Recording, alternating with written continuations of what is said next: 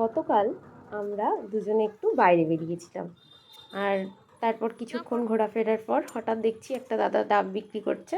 কচি কচি ডাব দেখে আর লোভ সামলাতে পারলাম না, তাই দৌড়ে চলে গেলাম দুজনে ডাব খেতে। তারপরে দেখলাম যে ডাবের দাম বলছে একটা 50 টাকা আর একটা 60 টাকা। তো আমি বললাম যে আমাকে একটু শ্বাস দেখে ডাব দেবে। তো দাদা বললো ঠিক আছে, এইটা দিচ্ছি, দেখো ভালো হবে। সত্যি একেবারে মানে মিলে গেল দাদার কথার সাথে। ডাবের জলে একদম পুরো ভর্তি ছিল।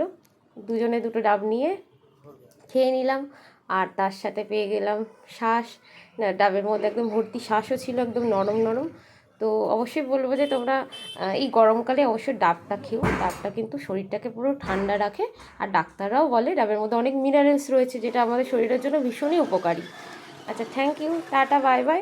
আমাদের ভিডিওটা কেমন লাগলো জানিও, টাটা। ধর এটা।